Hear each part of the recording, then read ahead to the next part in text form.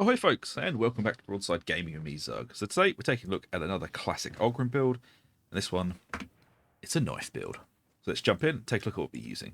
So we are using the Mark IV Cleaver. And for the modifiers, we're going with damage, cleave damage, first target, and penetration. Lol. And of course mobility is our dump stat because screw mobility. As for the perks, we're going with plus 25% damage to flak armored enemies and plus 25% damage to carapace armored enemies. As the one small problem this knife has is with heavy armor, but we do have ways around that. As for the blessings, we're going with confident strikes for plus 8% toughness on chained hit, which is basically going to allow us to farm back lots and lots of toughness. And then slaughterer plus 8% strength for 4.5 seconds on kill stacks 5 times. It's just a massive strength boost for us. And then next up, for a ranged weapon, we're taking the Ripper Gun. And with this, we're going with damage, collateral, stability, and ammo. And we're going to dump out range, because this is a short to medium range weapon. I'm not going to be trying to snipe with this thing. And for the perks, we're going with Maniac and Unyielding, because this thing can shred bosses like nobody's business. Blessings wise, we're going with Can Opener. Hitting an enemy with the special attack gives them 16 stacks of plus 2.5% brittleness. Debuff lasts 5 seconds and can have a maximum of 16 stacks. So there's no more stacking this thing to insane degrees to make them basically naked. And then the next blessing is Blaze Away. 8% strength for every 10% of magazine spent during continuous fire stacks 5 times. So, as I said, we have ways of dealing with heavy armor, which is using the special on the Ripper Gun to apply Can Opener.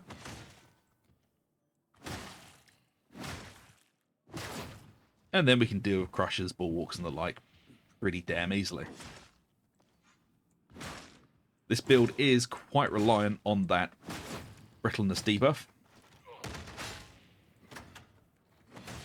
But as you see, even when applying it, you can then just shoot them.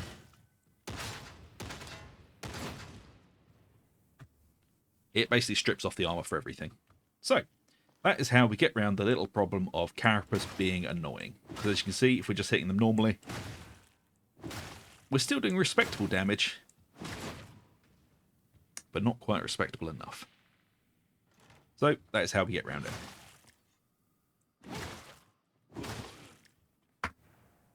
So, that's the weapons. Let's take a look at the Curios. We're going with the usual 1-2. So 1 max health Curio with max health, toughness, and damage resistance gunners, and then 2 toughness Curios with extra toughness, damage resistance snipers, and damage resistance gunners. This is usually my go-to for the Ogryn. So there we go. We have the gear. Let's take a look at the talents. So we're going to start off with Furious. For each enemy hit during the same heavy melee attack, gain 2.5% damage on your next melee attack. And then the best defense, replenish 20% toughness after hitting multiple enemies with a single heavy melee attack. And then the toughness boost into Smash 'em. Replenish 20% toughness after hitting a single enemy with a heavy melee attack. Into Heavyweight, the best talent in the tree. Plus 30% damage against bulwarks, crushers, plague ogres, and reapers, and also receive plus 30% damage reduction against the same. This does work for both melee and ranged. Linchpin, toughness replenishment while coherence is increased by 50%. Toughness boost, and then into Bombs Away. This is the weakest of the 3 blitz abilities, but we're taking it because we want access to Slam and Soften them up. Both are very useful talents. So Bombs Away kind of works like the Big Friendly Rock. You throw it at somebody's face, and then everything around them explodes. You do only get 2 charges of it, though. And then we pick up Slam for 25% impact on melee attacks. Soften them up. Enemies damaged by you take 15% more damage for 5 seconds. Into Toughness damage reduction. And then we're picking up Indomitable. Charge forward with great force, knocking back enemies and staggering them. Gain plus 25% attack speed and 25% movement speed for 5 seconds. Charge is stopped on collision with monstrosities. Again, I do it in every video, but in case this is the first video you've encountered of mine, you can also stop yourself manually by hitting the back key. For PC, that's S, and for Xbox and in future PlayStation 5, it's some button on your controller. Look at the settings, I don't know. There you go. You hit your target and you can force yourself to stop. That is if you want to, otherwise you just let it charge through.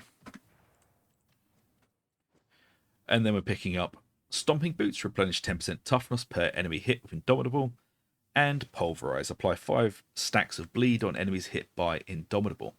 Now, I do tend to change between Pulverize and Trample quite a lot, but I am finding that Pulverize is slightly more useful. The damage we get from Trample is a bit overkill, but the defense we get from Pulverize is actually quite helpful to us. So that's why I'm sort of veering back to Pulverize at the moment. And then we're picking up 5% rending, which works out to about 1% damage for every 1% rending. And then Batter, inflict 4 stacks of bleed on heavy melee hit. Heavy melee damage boost for 10% heavy melee damage into Bonebreaker's aura for another 10% heavy melee damage for you and your allies in coherency. And then we're picking up melee damage boost here into toughness boost, and then Attention Seeker. Blocking or pushing enemies taunts them for 8 seconds. This is very useful for helping to control the fight. You don't get any damage out of this, and you can't do what you can do with the slab shield, which is blocking an attack with the shield actually pulls things into you. You can't do that, obviously, with the knife, but this does allow you to help your team and control the fight and, you know, pull monsters off of your friends. And then we're taking Payback Time, which gives us plus 20% damage for 5 seconds after being hit by a melee attack. You're going to take huge amounts of chip damage. You're a melee character. It's just going to happen. But with Confident Strike on the knife, all the nodes in the tree, and this, not only are you going to be able to ignore the chip damage because you're farming back that toughness, you're also going to get more damage by taking that damage. And then into Delight and Destruction, which gives us plus 8% damage resistance per bleeding enemy in melee range, stacked 6 times. So this, in conjunction with Batter and Pulverize, is going to give us a lot of defense.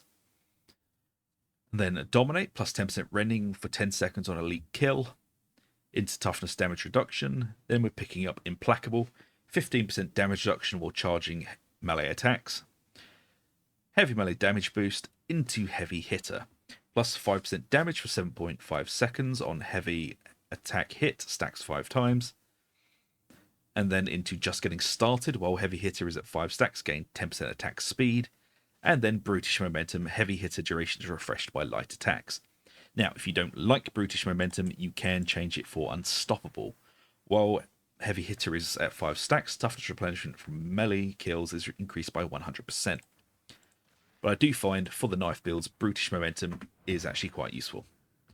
Because not only are we able to heavy attack our way through a horde, if we need to,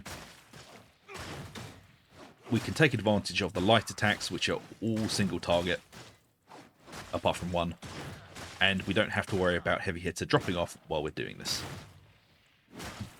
Because you're not always going to be able to do just heavy attack.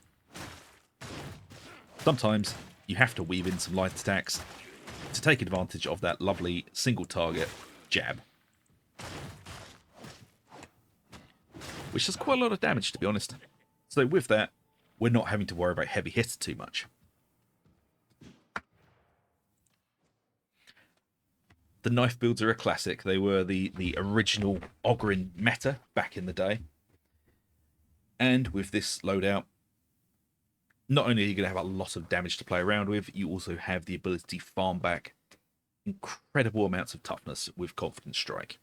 Now, the only slightly awkward thing is having to deal with heavy armor by, first of all, applying Can Opener.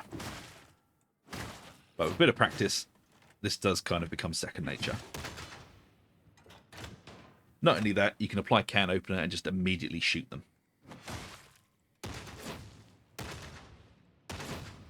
And of course, the Ripper Gun is very, very good for just chewing through hordes. Do remember, the Ripper Gun does have a cap on its max range, so you're not really going to be counter sniping with it. I mean, you can, you're just going to use a lot of ammo trying to hit that target.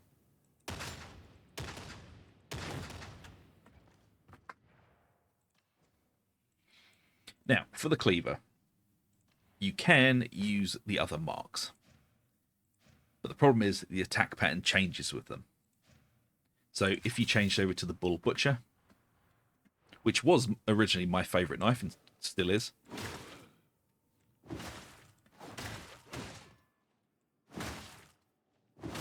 the heavy attack pattern is quite nice. The first is an overhead, the second is a slash.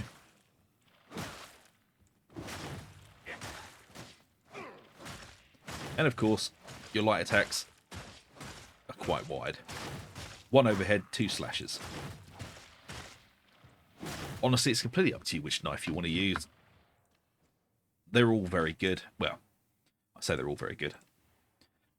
The bull butcher and the cork, I can't even say that word, cork, is quite good, but the Mark 6, not so much. But with this build, the Mark 4 seems to work the best. But as I said, it's completely up to you which mark you prefer. They're all usable.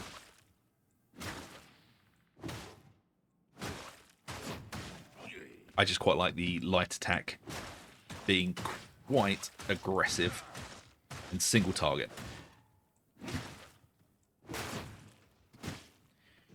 But there you go, folks. The classic knife build. I do hope you enjoy it, and if you do, please do like, subscribe, ring the bell for notifications. It really does help us out. And I shall see you all for the next one. So until then, take it easy, and I'll see you later.